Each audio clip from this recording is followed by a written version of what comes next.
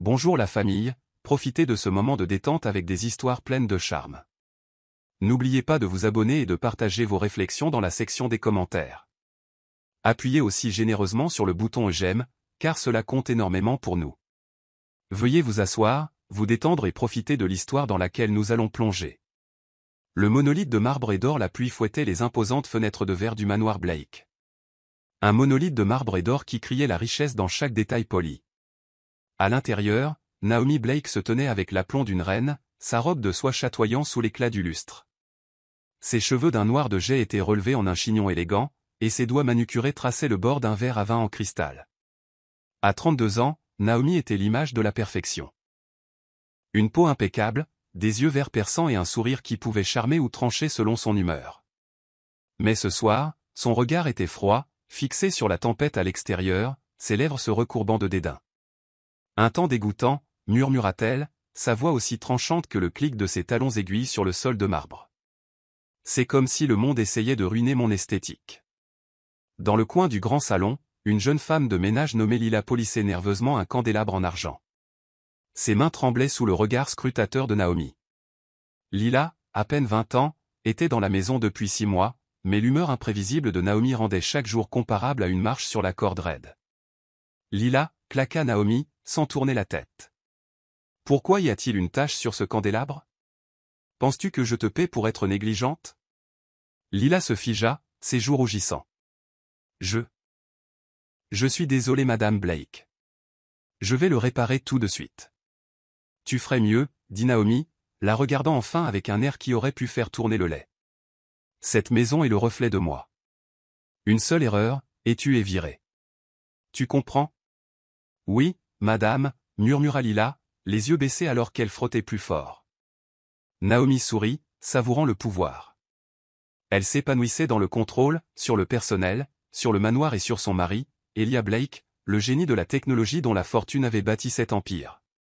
Pour le monde, Naomi était une influenceuse glamour, son Instagram inondé de milliers de j'aime pour chaque publication soigneusement mise en scène.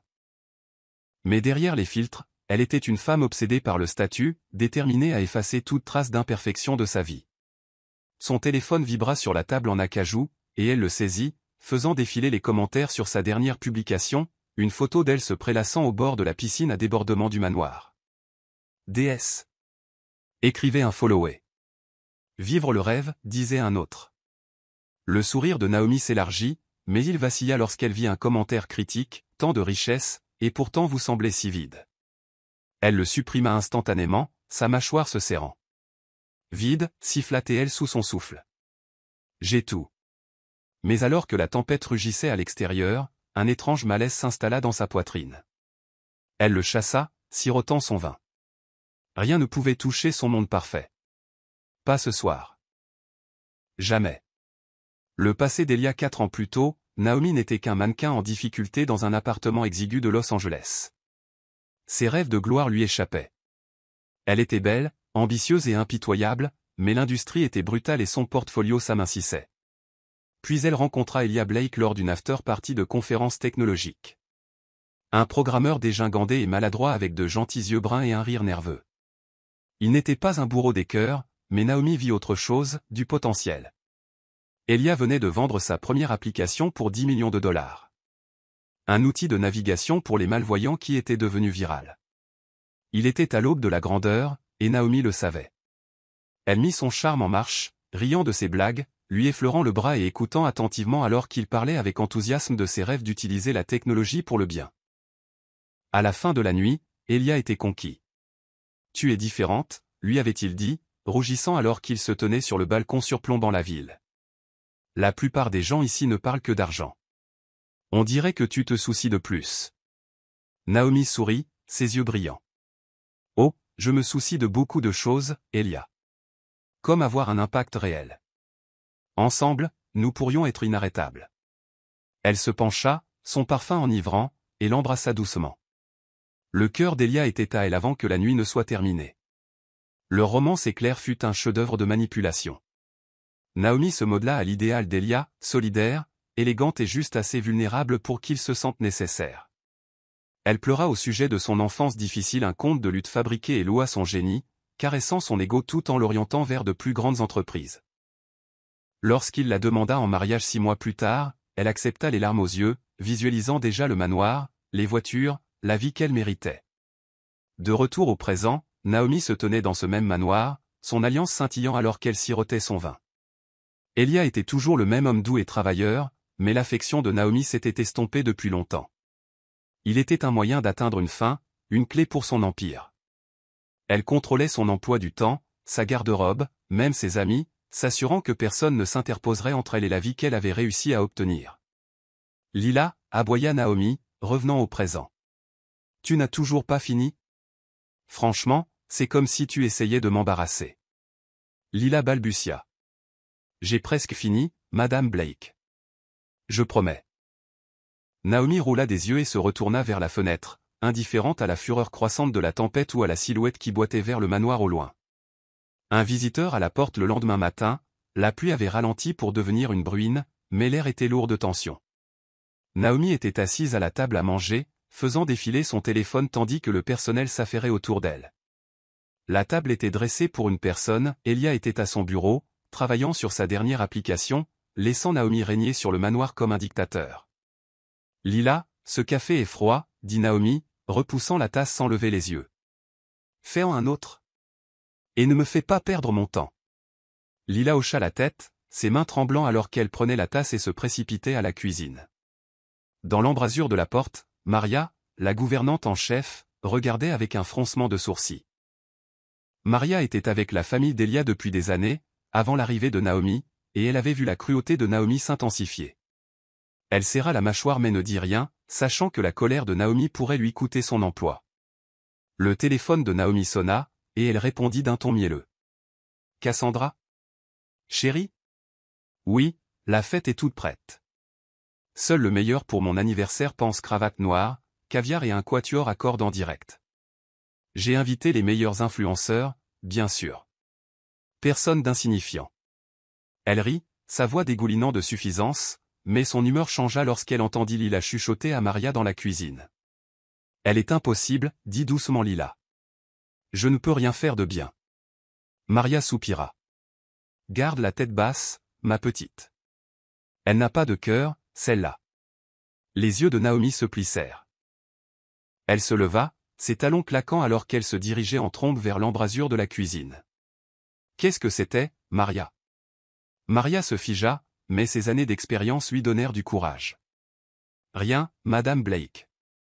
Je conseillais juste Lila sur son travail. Naomi croisa les bras, sa voix glaciale. Le travail de Lila est pathétique, tout comme le tien si tu la défends. Vous êtes toutes les deux remplaçables, tu sais. Un appel, et j'aurai une douzaine de filles qui supplieront pour vos emplois. Les yeux de Lila se remplirent de larmes, mais Maria maintint le regard de Naomi. Compris, madame. Naomi sourit, retournant à la salle à manger. Lila, tu es virée. Fais tes valises et sors d'ici avant midi.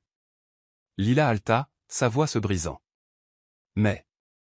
Madame Blake, j'ai besoin de ce travail. Ma mère est malade, et. Je m'en fiche, claqua Naomi. Tu es trop lente, trop maladroite et, franchement, tu ruines mon ambiance. Dehors. Maria s'avança, sa voix basse. Madame Blake, s'il vous plaît. Ce n'est qu'une fille. Donnez-lui une autre chance. Naomi rit, un son froid et coupant. Une autre chance? Ce n'est pas une œuvre de charité, Maria. Fais-la sortir de ma vue, ou c'est ton tour. Lila sanglota doucement tandis que Maria l'emmenait, ses épaules tremblantes.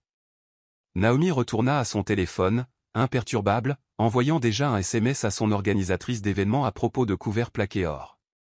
Le manoir était son royaume, et elle régnait d'une main de fer. Le secret de Thomas Blake dehors, la bruine s'était intensifiée en une pluie régulière, le ciel d'un gris meurtri. Une silhouette solitaire peinait le long de la route sinueuse vers le manoir, ses pas lents et inégaux. Thomas Blake avait 67 ans, son visage buriné par des années de difficultés, ses cheveux gris emmêlés par la pluie. Une canne en bois soutenait son poids, sa jambe droite raide à cause d'une vieille blessure qui n'avait jamais guéri correctement. Ses vêtements étaient usés, une veste délavée, un pantalon rapiécé et des chaussures trouées laissant l'eau s'infiltrer. Thomas s'arrêta, reprenant son souffle, ses yeux fixés sur le manoir au loin. Il se dressait comme un château, ses lumières brillant à travers la tempête. Il serrait une photo froissée dans sa poche, une de lui et Elia, prise il y a 20 ans quand Elia n'était qu'un garçon. Il riait, bras dessus, bras dessous, avant que la vie ne les déchire. « Je suis là, fiston », murmura Thomas, sa voix rauque. « Je suis enfin là. » Il cherchait Elia depuis des années, depuis qu'il avait appris que son fils était devenu millionnaire. Thomas avait écrit des lettres, laissé des messages vocaux, mais n'avait jamais eu de réponse. Il supposait qu'Elia était trop occupé, peut-être honteux de la pauvreté de son vieux père. Mais Thomas devait essayer une dernière fois. Il portait un dossier sous sa veste, rempli de papiers légaux, la preuve qu'il avait co-signé le premier prêt d'Elia, celui qui avait financé son application révolutionnaire. Ces papiers donnaient également droit à Thomas à une part du manoir, bien qu'il ne se souciait pas de l'argent. Il voulait juste voir son fils. La pluie lui cinglait le visage alors qu'il atteignait les grilles en fer. Il appuya sur la sonnette de l'interphone, ses mains tremblant de froid et de nervosité. Pas de réponse. Il sonna à nouveau, s'appuyant lourdement sur sa canne. « S'il vous plaît. Je suis le père d'Elia. J'ai besoin de le voir. » Le vent hurlait, noyant ses mots. Il sonna une troisième fois, le désespoir s'insinuant. À l'intérieur, Naomi était affalée sur un canapé en velours, faisant défiler les options de robe pour sa fête, lorsque l'interphone grésilla. Elle l'ignora d'abord, agacée par l'interruption, mais il sonna à nouveau, insistant. « Pour l'amour de Dieu », marmonna-t-elle, jetant son téléphone.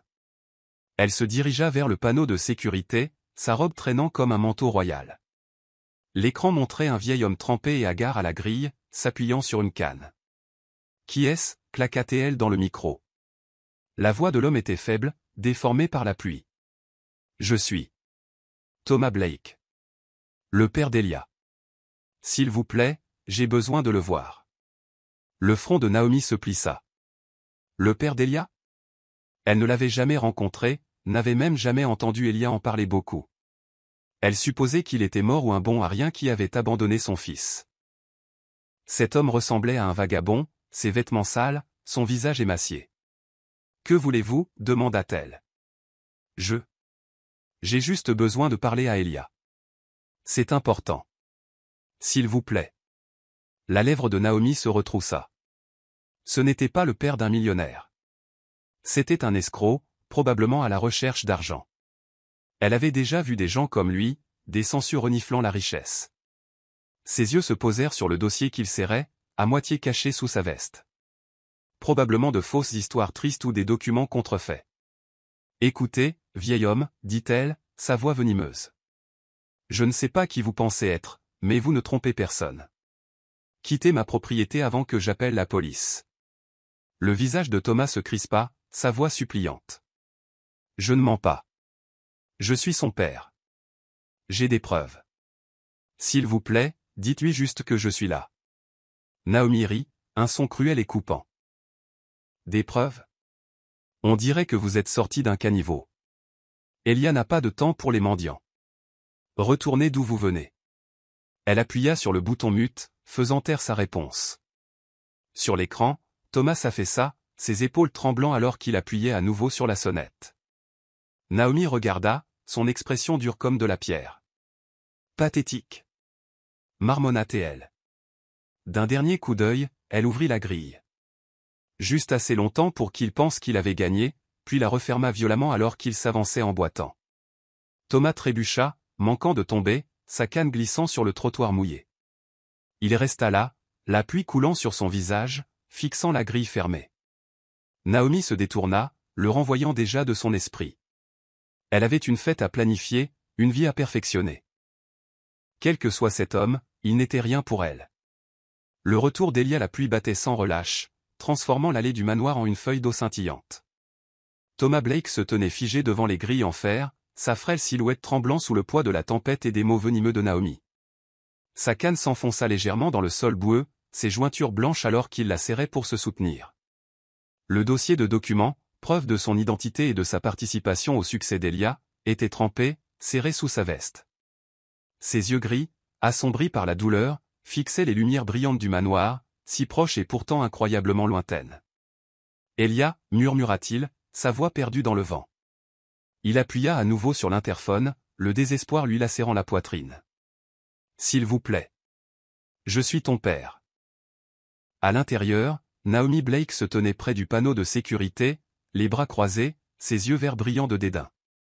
L'écran montrait la silhouette pathétique de Thomas, courbé et frissonnant. Elle ne ressentait aucune pitié, seulement de l'irritation. Cet homme était une menace pour son monde soigneusement organisé, une tache sur son image parfaite. Elle appuya à nouveau sur le bouton mute, s'assurant que ses supplications restaient inaudibles. Dégoûtant, marmonna-t-elle, brossant une tache de poussière imaginaire sur sa robe de soie. Sortir de nulle part, pensant qu'il peut simplement entrer en fanfare. Elle s'éloigna du panneau, ses talons claquant sur le sol de marbre alors qu'elle retournait au salon. Le canapé de velours l'accueillit alors qu'elle s'y enfonçait, reprenant son téléphone pour reprendre le défilement des plans de fête. Mais un malaise lancinant persistait. Et si cet homme était le père d'Elia?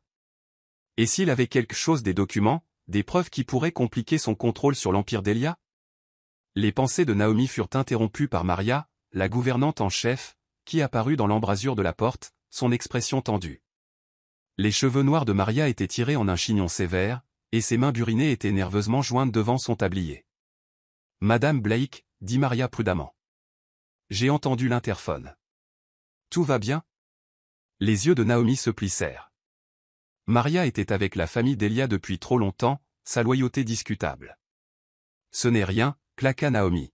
« Un sans-abri qui prétend connaître Elia. Je m'en suis occupé. » Le front de Maria se plissa, mais elle hocha la tête. « Devrais-je informer Monsieur Blake à son retour ?»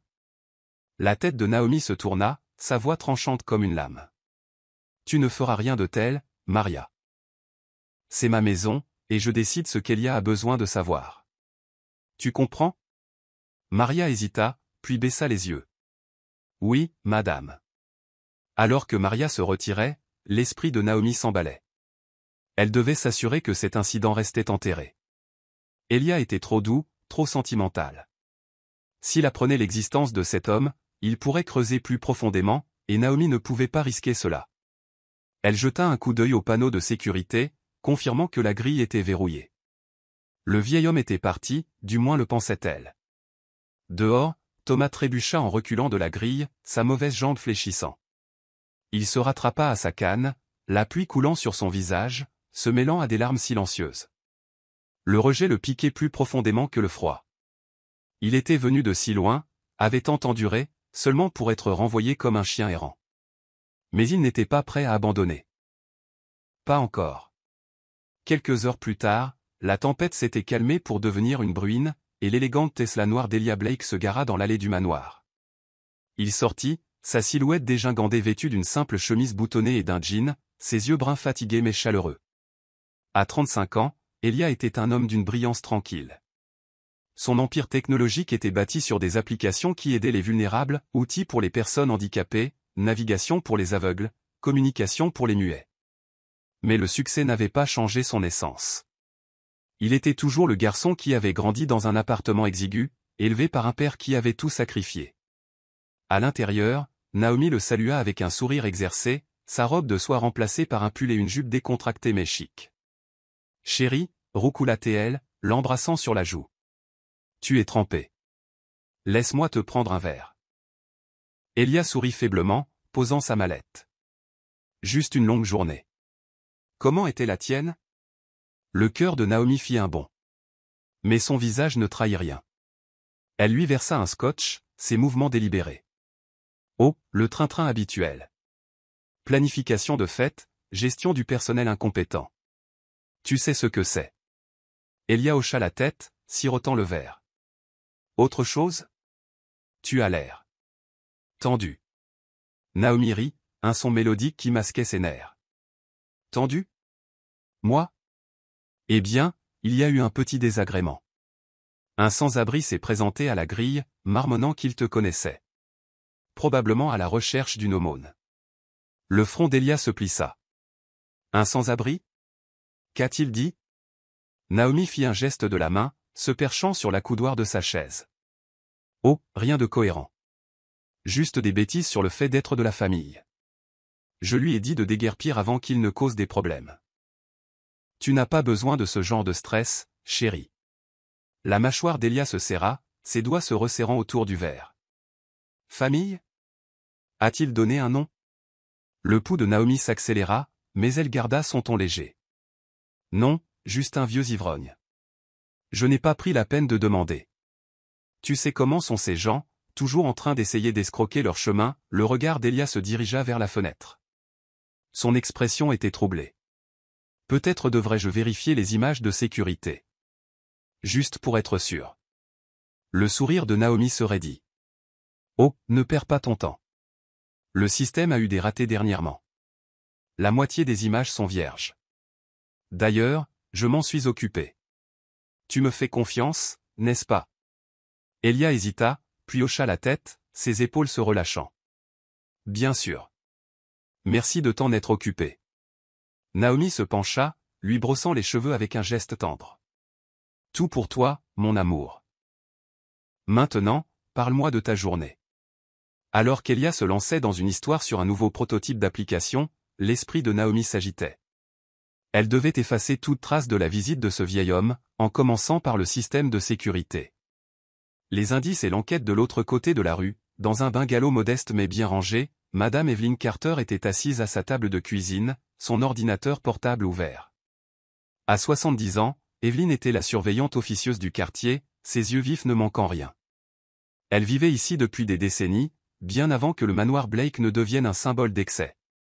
Ce soir, sa curiosité l'avait amenée à revoir les images de sa propre caméra de sécurité, qui surplombait la grille du manoir. Evelyn ajusta ses lunettes, rejouant le clip. Il montrait Thomas Blake boitant jusqu'à la grille, sonnant à l'interphone, puis la voix de Naomi, dure et indubitable, le réprimandant.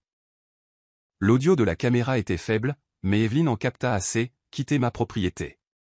Vous ne trompez personne. Puis, la grille s'ouvrit brièvement, seulement pour se refermer violemment alors que Thomas trébuchait en avant. Les lèvres d'Evelyn se pincèrent. Ce pauvre homme, murmura-t-elle. Qui traite quelqu'un comme ça? Elle connaissait Elia depuis qu'il avait emménagé, un jeune homme gentil qui l'avait aidé une fois à réparer une fuite de tuyaux. Naomi, en revanche, l'avait toujours agacée. Arrogante, dédaigneuse et obsédée par les apparences. L'instinct d'Evelyn lui disait que ce n'était pas seulement une rencontre aléatoire. Le vieil homme avait dit qu'il était le père d'Elia. Si c'était vrai, c'était un scandale en puissance. Evelyn hésita, son doigt planant au-dessus du bouton enregistré. Elle pourrait envoyer le clip à Elia ou même le publier en ligne. Mais elle savait que la colère de Naomi pouvait être féroce, et Evelyn n'était pas du genre à affronter. Pourtant, elle enregistra le fichier, le nommant « Incident Manoir ». Pour l'instant, elle le garderait secret, mais elle n'oublierait pas. De retour au manoir, Naomi se glissa dans la salle de sécurité après qu'Elia fût allée se coucher. Le système était ultra-moderne, mais elle avait appris les bases d'Elia. Elle accéda aux images du jour, son cœur battant la chamade alors qu'elle voyait la silhouette de Thomas sur l'écran. En quelques clics, elle supprima les fichiers, s'assurant qu'il ne restait aucune trace. Satisfaite, elle éteignit le système et retourna dans sa chambre, confiante que son secret était en sécurité. Le père et le fils Thomas Blake étaient assis sur un banc humide à l'extérieur d'un refuge voisin, la pluie n'étant plus qu'une légère brume. Ses vêtements étaient toujours trempés, sa mauvaise jambe lancinante, mais la douleur dans son cœur était pire. Le refuge était un bâtiment trapu et gris, sur une partie difficile de la ville, ses lumières fluorescentes projetant des ombres dures. Thomas serrait le dossier de documents, maintenant légèrement déformé par la pluie, et sortit la vieille photo de lui et Elia. Sur la photo, Elia avait 12 ans, les dents de devant manquantes et souriant, son bras autour de l'épaule de Thomas. Ils étaient à une foire de comté, mangeant de la barbe à papa, insouciants malgré leur pauvreté. La femme de Thomas était morte quand Elia était jeune, le laissant élever leur fils seul. Il avait fait des doubles quarts comme concierge, sautant des repas pour payer les fournitures scolaires d'Elia. Chaque sacrifice en valait la peine pour voir son garçon s'épanouir. « Je n'ai jamais cessé de te chercher », murmura Thomas, traçant le visage d'Elia sur la photo. « Pourquoi n'as-tu pas répondu à mes lettres ?» Il en avait envoyé des douzaines au fil des ans, utilisant toutes les adresses qu'il pouvait trouver pour l'entreprise d'Elia. Il avait appelé aussi, laissant des messages vocaux qui restaient sans réponse. Au début, il pensait qu'Elia avait honte de lui, un père pauvre et handicapé qui ne cadrait pas dans le monde d'un millionnaire. Mais ce soir, La cruauté de Naomi le fit douter.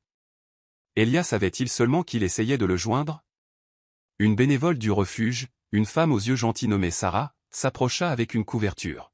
« Monsieur, vous devriez rentrer. Vous allez attraper la mort dehors. » Thomas réussit un faible sourire. « Merci, mademoiselle. J'ai juste besoin d'un moment. » Sarah s'assit à côté de lui, sa voix douce. « Vous avez l'air d'avoir traversé quelque chose. Voulez-vous parler ?» Thomas hésita, puis parla, sa voix chargée d'émotion. « Je suis venu voir mon fils. Il habite dans ce grand manoir en haut de la route. Mais sa femme. Elle ne m'a pas laissé entrer. M'a traité de mendiant. » Les yeux de Sarah s'écarquillèrent. « C'est horrible. Avez-vous pu parler à votre fils ?» Thomas secoua la tête. « Non. Je ne pense même pas qu'il sache que j'étais là. Je voulais juste le voir. Lui dire que je suis fier. J'ai apporté des papiers, preuve que je l'ai aidé à démarrer son entreprise. Pas pour de l'argent, juste. Pour montrer que je faisais partie de sa vie. » Sarah lui serra l'épaule. « Vous êtes un bon père. N'abandonnez pas. Peut-être y a-t-il une autre façon de le joindre. » Thomas hocha la tête, ses mots faisant jaillir une lueur d'espoir. Il rangea la photo et boita à l'intérieur, déterminé à essayer à nouveau. Le silence de Naomi et la vérité. Le lendemain matin, Naomi était dans son bureau à domicile, un espace élégant rempli de meubles de designer et de photos encadrées d'elle-même. Elle sirotait un expresso, examinant les RSVP pour sa prochaine fête d'anniversaire, lorsque Maria frappa doucement. « Madame Blake, le courrier, » dit Maria, tenant une pile d'enveloppes. Naomi leva à peine les yeux. « Laissez-le sur le bureau. » Maria hésita, puis déposa la pile, ses yeux s'attardant sur une enveloppe. Elle était simple, légèrement froissée, adressée à Elia d'une écriture tremblante. Maria reconnut l'adresse de retour, un refuge du centre-ville. Son instinct lui disait que c'était important, mais la présence de Naomi la fit taire. Alors que Maria partait, Naomi tria le courrier, jetant les factures et les invitations de côté. Ses doigts s'arrêtèrent sur l'enveloppe du refuge. Elle la déchira, ses yeux balayant la lettre à l'intérieur. Elle venait de Thomas Blake, écrite d'une écriture soignée et inégale. « Cher Elia, je suis venu te voir hier soir, mais je n'ai pas pu passer la grille. Je suis ton père et j'essaie de te joindre depuis des années. J'ai des documents concernant le prêt que nous avons contracté pour ta première application. Je ne veux pas d'argent, juste te voir, savoir que tu vas bien. Je loge au refuge Espoir. S'il te plaît, mon fils, appelle-moi. Affectueusement, papa. » Le sang de Naomi se glaça. C'était pire que ce qu'elle avait pensé. Le vieil homme n'était pas seulement une nuisance, il avait des preuves, une revendication sur l'empire d'Elia. Si Elia voyait cela, il creuserait plus profondément, et son contrôle pourrait s'effondrer. Elle jeta un coup d'œil à la cheminée, ses flammes crépitant doucement. Sans une seconde d'hésitation, elle jeta la lettre dans le feu, la regardant se recroqueviller et noircir. Les documents que Thomas avait mentionnés l'inquiétaient, mais elle s'en occuperait s'il faisait surface. Pour l'instant, Elia resterait dans l'ignorance. Naomi se pencha en arrière, ses lèvres se courbant en un sourire suffisant. « Personne ne m'enlèvera cette vie, » murmura-t-elle. « Ni un vieil homme, ni Elia. » Mais à travers la ville, au refuge, Thomas écrivait une autre lettre, sa détermination inébranlable. Et dans le bungalow d'Evelyn, les images de sécurité attendaient, une bombe à retardement prête à exposer la cruauté de Naomi. Retrouvailles au refuge. Le dortoir faiblement éclairé par des néons du refuge Espoir bourdonnait d'un faible murmure de conversation et d'une toux occasionnelle. Elia Blake se tenait figé, son cœur battant la chamade alors qu'il faisait face à son père, Thomas Blake, pour la première fois depuis plus d'une décennie. Thomas, 67 ans, était assis sur un lit de camp étroit, son visage buriné illuminé par une lumière vacillante au plafond. Ses cheveux gris étaient soigneusement peignés, mais ses vêtements étaient usés et sa canne en bois reposait contre le lit. Ses yeux gris, écarquillés d'incrédulité, se fixèrent sur ceux d'Elia, débordant d'un mélange d'espoir et de douleur. « Papa !» La voix d'Elia se brisa, à peine un murmure. Le livre de Thomas glissa de ses mains, atterrissant avec un bruit sourd sur le lit de camp. « Elia !» Sa voix trembla, chargée d'émotion, alors qu'il luttait pour se lever, sa mauvaise jambe protestant.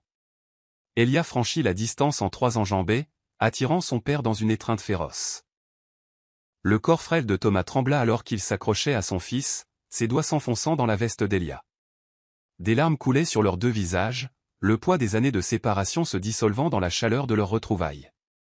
Le bruit du refuge s'estompa, ne laissant que le son de leur respiration haletante et des sanglots étouffés.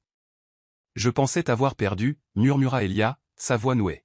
« J'ai envoyé de l'argent, des lettres. Pourquoi n'as-tu pas répondu ?» Thomas se retira légèrement, ses mains agrippant les épaules d'Elia, ses yeux cherchant le visage de son fils. « J'ai essayé, fiston. Je t'ai écrit, j'ai appelé, laissé des messages. Je suis venu à ta maison, mais... Elle ne m'a pas laissé entrer. Elle m'a traité de mendiant. A claqué la grille sur mon visage. » La mâchoire d'Elia se serra, la colère flambant à la mention de Naomi. « Naomi. Je sais. Maria et Rohan m'en ont dit assez pour commencer à chercher. Je suis tellement désolé, papa. » Ils s'assirent sur le lit de camp, genoux contre genoux, comme s'ils craignaient que l'instant ne s'évanouisse. Sarah, la bénévole du refuge qui avait guidé Elia vers Thomas, s'attarda à proximité, ses yeux gentils embués. « Je vais vous laisser un peu d'espace, » dit-elle doucement, se retirant vers le bureau d'accueil. Thomas serra une photo froissée sortie de sa poche, la montrant à Elia. C'était eux à une foire de comté, Elia 12 ans et souriant, Thomas riant à côté de lui. « J'ai gardé ça, » dit Thomas, sa voix se brisant, pour me souvenir des bons jours. Tu étais tout mon monde, Elia. La gorge d'Elia se serra alors qu'il traçait la photo. Des souvenirs lui revinrent en tête, les leçons de codage à leur table de cuisine branlante, Thomas sautant des repas pour acheter le premier ordinateur d'Elia. Tu es toujours mon monde, papa. Je n'ai jamais cessé de te chercher. Le regard de Thomas se baissa, la honte scintillant. Je ne voulais pas être un fardeau pour toi. Après que ton application a décollé, j'étais juste un vieil homme fauché. Je pensais que tu aurais honte. Honteux? La voix d'Elia s'éleva, incrédule. Papa, tu es la raison pour laquelle j'ai réussi. Tu as co-signé ce prêt pour ma première application. Tu as cru en moi quand personne d'autre ne l'a fait. Thomas réussit un faible sourire, sortant un dossier gorgé d'eau dessous sa veste. J'ai apporté les papiers. Le contrat de prêt. Ma signature. Pas pour de l'argent, juste pour te montrer que j'en faisais partie. Elia prit le dossier, ses doigts tremblants. Cela change tout. Tu n'es pas seulement mon père, tu es mon partenaire. Et tu rentres à la maison avec moi. Thomas hésita, la peur dans les yeux. Ta femme. Elle ne voudra pas de moi là-bas. L'expression d'Elia s'endurcit. Elle n'a plus son mot à dire. C'est notre maison, papa. La tienne et la mienne. La petite salle commune du refuge était plus calme maintenant, la plupart des résidents endormis ou dispersés. Elia et Thomas étaient assis à une table ébréchée, le dossier de documents ouvert entre eux. Les papiers étaient froissés mais lisibles. Un contrat de prêt d'il y a 15 ans, la signature de Thomas inclinée à côté de celle d'Elia. Il y avait aussi des copies des lettres que Thomas avait envoyées. Des douzaines, adressées à l'entreprise d'Elia, chacune sans réponse. Elia les feuilleta, sa colère grandissant à chaque page. Avant de commencer l'histoire, veuillez nous faire savoir d'où vous regardez en laissant un commentaire ci-dessous. Si vous aimez cette vidéo, n'oubliez pas de liker et de vous abonner. Passez une merveilleuse journée. Profitez de l'histoire, tout le monde. Chapitre 1, le poids de la trahison, c'est vous qui avez écrit tout ça? Et appelez mon bureau? Thomas hocha la tête, les mains serrées l'une contre l'autre. Tous les mois, pendant 4 ans. J'ai laissé des messages vocaux, aussi. Ta secrétaire, Linda, était gentille, mais elle disait que tu étais occupé. Au bout d'un moment, j'ai arrêté d'essayer. Puis j'ai entendu dire que tu avais déménagé au manoir, alors je suis venu moi-même. L'esprit d'Elia s'emballa. Linda n'avait jamais mentionné d'appel de son père. Naomi avait-elle intercepté cela aussi? Qu'avez-vous dit à la grille cette nuit-là, demanda-t-il, ayant besoin de chaque détail. La voix de Thomas devint lourde. J'ai sonné à l'interphone, je lui ai dit que j'étais ton père, mais que j'avais la preuve. Elle a ri, Elia. Elle m'a traité de sale mendiant des rues, a dit que j'étais un escroc. Elle a ouvert la grille, m'a laissé croire que je pouvais entrer, puis l'a refermée violemment. Je suis tombé, j'ai failli casser ma canne. Les poings d'Elia se serrèrent, ses jointures blanches. Elle m'a menti. Elle a dit que c'était un sans-abri, que la vidéo de surveillance avait un pépin. Elle l'a effacé, papa. Elle s'est assurée que je ne le saurais jamais. Les yeux de Thomas s'assombrirent de compréhension. Elle a peur, fiston. Peur de perdre ce que tu as bâti. Ces papiers, il tapota le dossier, ils prouvent que je possède une part de ta première application, peut-être même du manoir. Elle a vu le dossier cette nuit-là. Elle savait. Elia se pencha en arrière, assimilant la trahison. Naomi n'avait pas seulement renvoyé son père, elle l'avait effacé, systématiquement, pour protéger son empire. « Pourquoi ne t'es-tu pas battu plus fort » demanda-t-il, non pas pour accuser, mais désespéré de comprendre. Thomas soupira, ses épaules s'affaissant. « J'étais fatigué, Elia. Sans le sou, malade, boitant sur une mauvaise jambe. Quand elle a claqué cette grille, j'ai eu l'impression que c'était le monde qui disait que je n'étais pas à ma place. Mais je n'ai jamais cessé de t'aimer. » Elia tendit la main par-dessus la table, serrant celle de son père. « Tu es à ta place, papa. Et je vais arranger ça. À partir de ce soir. » Ils parlèrent pendant des heures, reconstituant les années de séparation. Thomas partagea des histoires de ses difficultés. Factures d'hôpital, expulsion, la sombre réalité du refuge.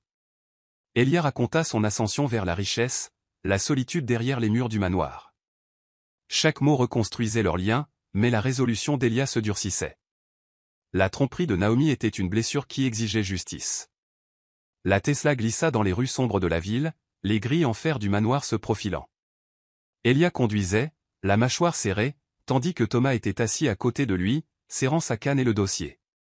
La pluie avait cessé, mais l'air était lourd, chargé d'une confrontation imminente. Les mains de Thomas tremblaient, ses yeux fixés sur les fenêtres brillantes du manoir. « Tu es sûr de ça, fiston » demanda Thomas, sa voix basse. « Elle ne va pas bien prendre ma présence. » La prise d'Elia se resserra sur le volant. « Je suis sûr. C'est ta maison aussi. Elle ne peut pas changer ça. » Ils s'arrêtèrent dans l'allée, la façade de marbre du manoir brillant sous les projecteurs. Elia aida Thomas à sortir de la voiture, le stabilisant alors qu'il s'approchait de la porte d'entrée.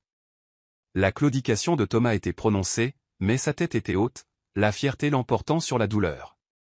À l'intérieur, Naomi était dans le salon, faisant défiler son téléphone, se prélassant toujours dans la lueur de l'engouement des médias sociaux pour sa fête d'anniversaire.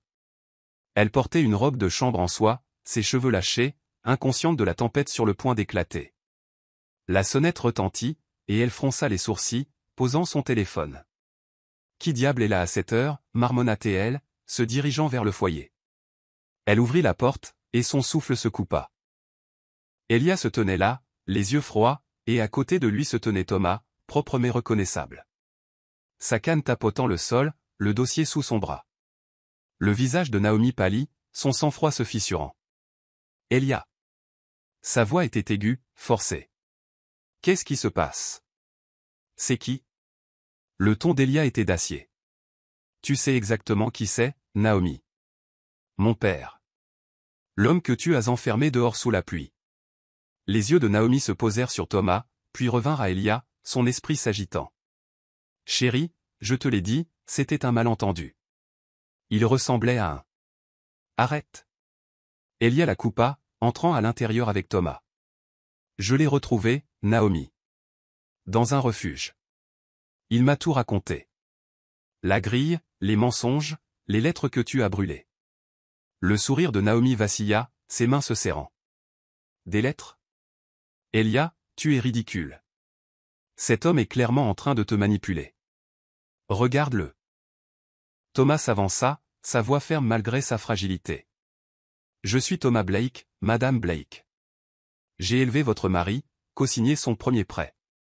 J'ai les papiers pour le prouver. » Il tapota le dossier, ses yeux fixés sur les siens. « Vous les avez vus cette nuit-là. C'est pour ça que vous m'avez renvoyé. » Le rire de Naomi était strident. Désespéré. « Des papiers ? Une contrefaçon, sans aucun doute. Elia, tu ne peux pas sérieusement croire ça. Ce vagabond plutôt que moi. » Le regard d'Elia était implacable. « Je le crois, Naomi. Et je crois Maria et Rohan, qui ont vu ce que tu as fait. C'est fini, ton contrôle sur cette maison. Le visage de Naomi se tordit, sa voix s'élevant. Tu vas jeter notre vie pour lui? J'ai construit ça avec toi, Elia. C'est moi qui t'ai fait ce que tu es. Elia secoua la tête, sa voix basse mais ferme. Tu as construit ton image, Naomi. Pas notre vie. Papa reste. Habitue-toi. Chapitre 2, le champ de bataille du dîner le soir suivant, la salle à manger du manoir était tendue, la longue table en acajou dressée pour 3. Les verres en cristal scintillaient sous le lustre, mais l'ambiance était tout sauf festive. Elia était assis à la tête, Thomas à sa droite, propre dans un costume emprunté, sa canne appuyée à proximité. Naomi était assise en face, ses yeux émeraudes flamboyants, son sourire un masque fragile. Le personnel servait de l'agneau rôti et des asperges, mais la nourriture restait intacte. Elia avait passé la journée avec Thomas, lui aménageant une suite d'invités et contactant un avocat pour examiner les documents de prêt. Les papiers étaient irréfutables, Thomas possédait une participation de 20% dans la première application d'Elia, valant maintenant des millions, et une revendication partielle sur le manoir. Elia n'avait pas dit à Naomi toute l'étendue, voulant d'abord évaluer sa réaction. Naomi sirota son vin, sa voix mielleuse. Alors Thomas, racontez-moi votre vie. Je suis sûr que vous avez des histoires fascinantes du refuge. Thomas soutint son regard, sans broncher. Pas grand-chose à raconter, Madame Blake. J'ai travaillé comme concierge, j'ai élevé mon garçon seul après le décès de sa mère. Des moments difficiles, mais je suis fier de ce que nous avons bâti ensemble. Il hocha la tête vers Elia, une force tranquille dans ses mots. Le sourire de Naomi se crispa.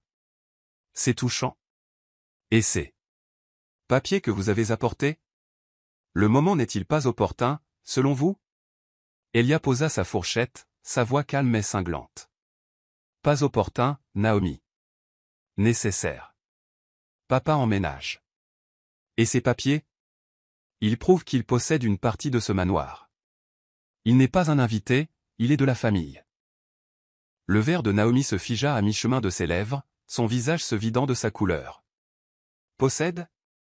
Elia, tu ne peux pas être sérieux. C'est notre maison. C'est notre maison, corrigea Elia, désignant Thomas et lui-même. Le nom de papa est sur le prêt initial qui a tout déclenché. Il a des droits ici, légalement et moralement. Thomas parla, son ton mesuré. Je ne veux rien vous prendre, Madame Blake. Je veux juste retrouver mon fils. Mais je ne serai pas repoussé à nouveau. Les yeux de Naomi passèrent de l'un à l'autre. La panique montait. C'est absurde. Tu laisses cet homme nous ruiner, Elia. Pense à notre réputation, à mon image de marque. Elia se pencha en avant, sa voix basse et définitive. Ton image de marque est construite sur des mensonges, Naomi. Et j'ai fini de la protéger. La pièce devint silencieuse, le poids des mots d'Elia restant lourd. Les mains de Naomi tremblaient, son monde parfait se fissurant. Dehors, la caméra de sécurité d'un voisin détenait un secret qui allait bientôt faire voler son empire en éclats. Mais pour l'instant, la table à dîner était un champ de bataille, et Naomi perdait du terrain. Chapitre 3, la chute de l'image de marque. Le manoir Blake était silencieux sous une aube grise, sa façade de marbre cachant la tempête qui se préparait à l'intérieur. Naomi Blake était assise dans son bureau à domicile, ses yeux émeraudes injectés de sang après une nuit sans sommeil. Son téléphone vibrait sans cesse, les notifications s'accumulant comme des vautours tournant autour d'une carcasse. Elle les ignora, ses ongles manucurés tapotant nerveusement sur le bureau.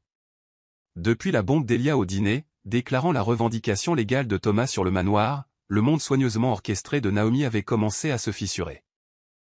Maintenant, une nouvelle menace se profilait. De l'autre côté de la rue, Madame Evelyn Carter, la voisine aux yeux perçants, avait pris une décision. La vidéo de sécurité de Naomi claquant la grille sur Thomas était restée sur son ordinateur portable pendant des jours, un poids moral qu'elle ne pouvait plus ignorer. Evelyn, à 70 ans, n'était pas un sorcier de la technologie, mais elle connaissait le pouvoir d'Internet. Elle a téléchargé le clip sur un forum communautaire local, le titrant « La femme d'un millionnaire abuse d'un homme âgé au manoir Blake ». En quelques heures, la vidéo a été partagée sur X, TikTok et YouTube, le clip granuleux devenant viral avec des millions de vues.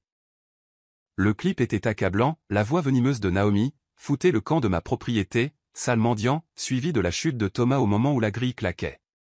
Les commentaires ont explosé, sans cœur. Qui traite un homme handicapé comme ça? Est-ce la femme d'Elia Blake?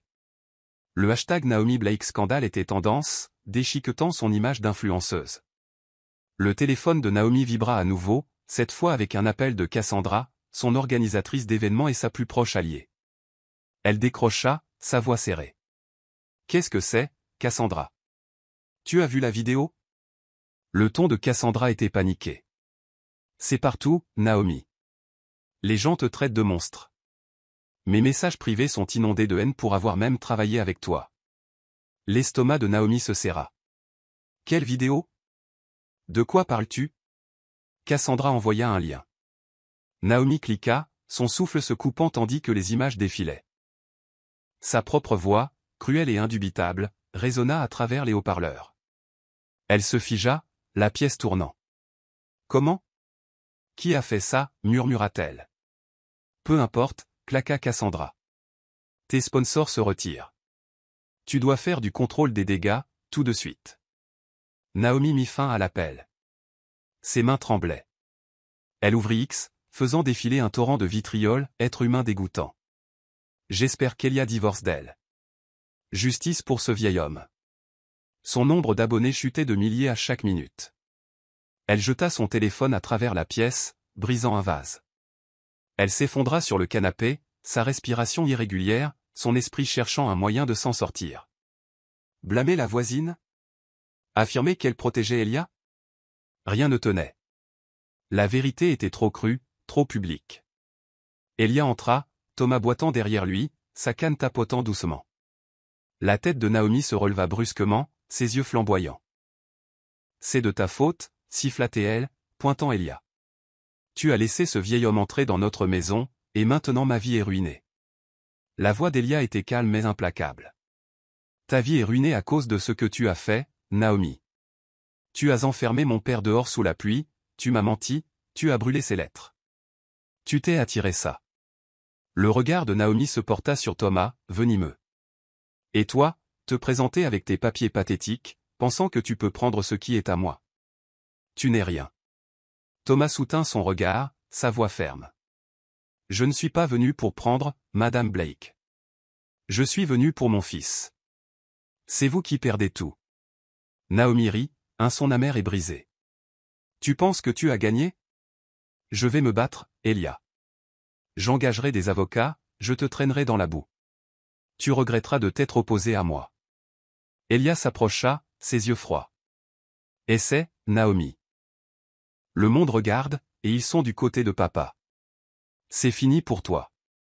La défiance de Naomi s'effondra. Les larmes montèrent alors que la réalité la frappait.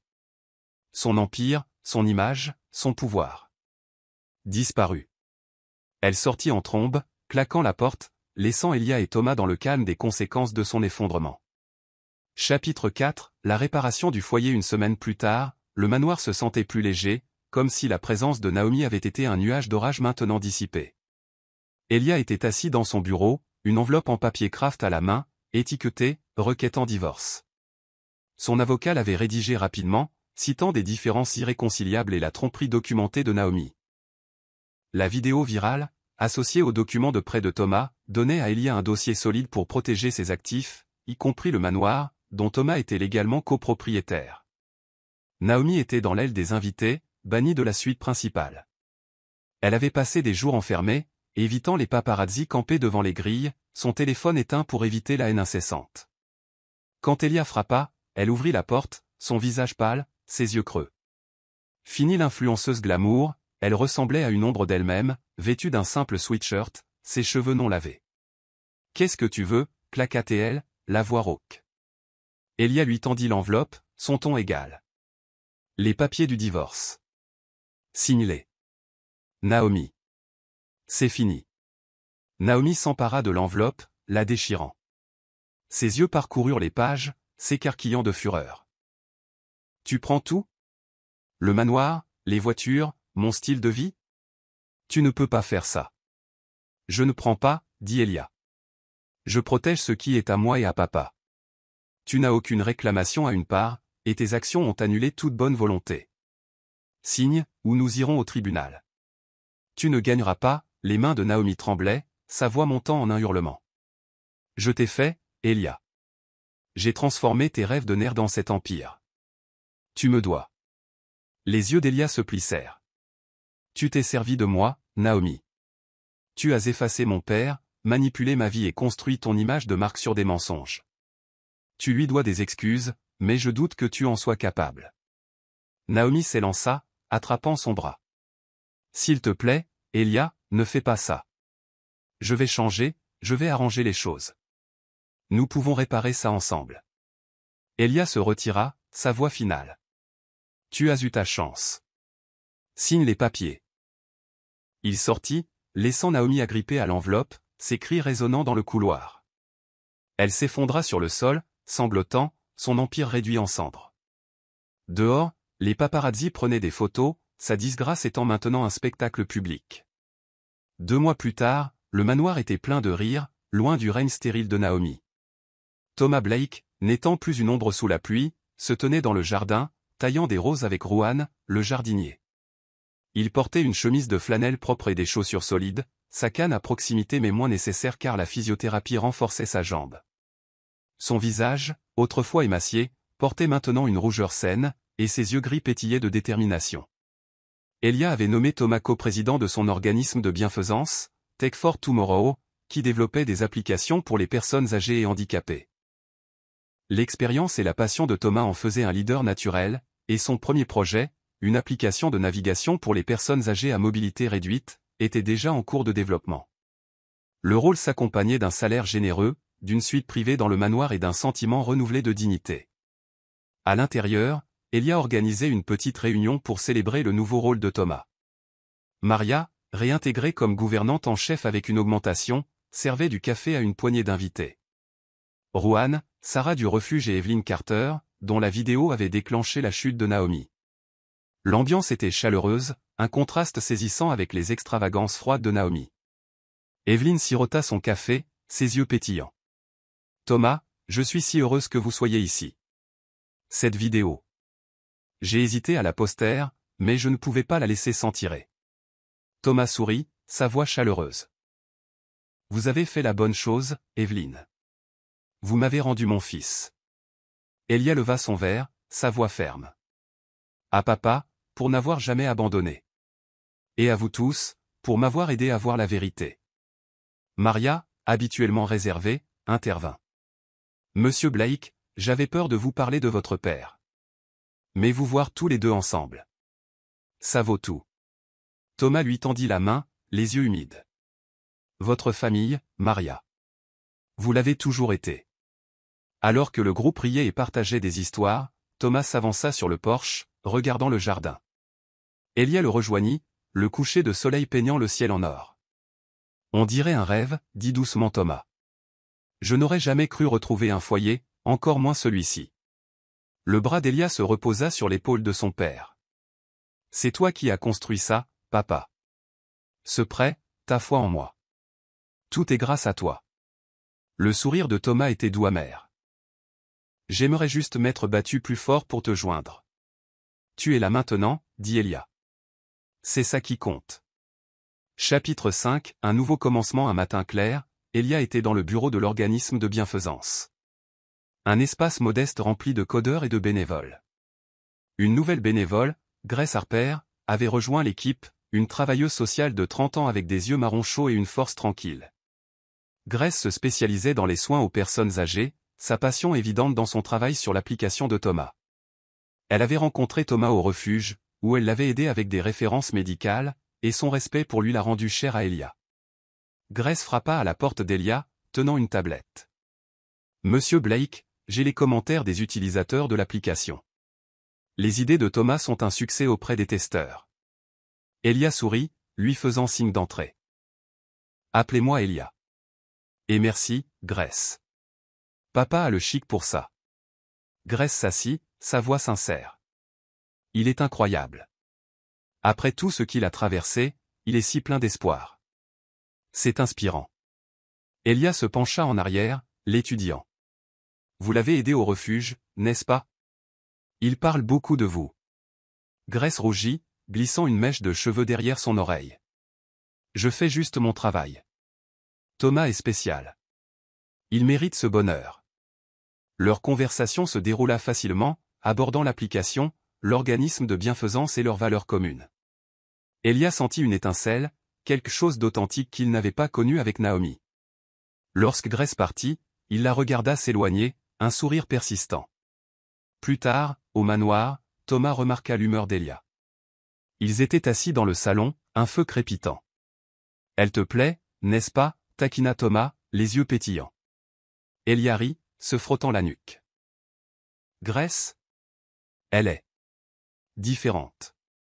Gentille, vrai. Mais c'est trop tôt, papa. » La voix de Thomas était douce. « La vie est courte, fiston. Quand tu trouves quelqu'un qui voit le monde comme toi, n'attends pas. » Elia hocha la tête, la possibilité d'un nouveau commencement prenant racine. Un an plus tard, le manoir était plein de rires, bien loin du règne stérile de Naomi. Elia, Thomas et Grace étaient assis sur le porche, partageant une limonade au coucher du soleil. L'organisme de bienfaisance avait grandi, l'application de Thomas était un succès mondial, et le divorce d'Elia était finalisé, le laissant libre de l'ombre de Naomi. Grace, désormais une amie proche et une partenaire potentielle, était devenue un élément constant de leur vie. Sa chaleur était un baume pour les vieilles blessures. Le destin de Naomi était un contraste frappant. Dépouillée de sa richesse et de son statut, elle vivait dans un studio exigu, travaillant dans un emploi de détail mal payé. Ses comptes de médias sociaux étaient des villes fantômes, son nom synonyme de scandale. Elle a essayé de poursuivre Elia, mais les tribunaux ont confirmé la réclamation de Thomas, la laissant sans rien. De temps en temps, elle passait en voiture devant le manoir, regardant de loin, son cœur amer mais impuissant. De retour sur le porche, Thomas leva son verre. « À la famille, dit-il, sa voix forte. Et aux secondes chances. » Grace trinqua avec son verre, son sourire radieux. « Au nouveau commencement. » Elia les regarda, le cœur rempli. « Au karma, ajouta-t-il. Ses yeux fixés sur l'horizon. Et à nous. » Ils rirent, le son se propageant dans la soirée. Le manoir, autrefois une cage de l'ambition de Naomi, était maintenant un foyer, bâti sur l'amour et la vérité. De l'autre côté de la rue, Evelyn Carter regardait depuis son bungalow, souriante. La justice avait prévalu. Et les Blake étaient à nouveau complets. Je suis content que vous soyez arrivés jusqu'à la fin. J'espère que l'histoire vous a plu. N'hésitez pas à cliquer généreusement sur le bouton « J'aime » et à vous abonner pour d'autres contes captivants comme celui-ci. Nous aimerions connaître votre avis. Quelles leçons avez-vous tirées de cette histoire? Partagez vos réflexions dans les commentaires ci-dessous. À la prochaine histoire.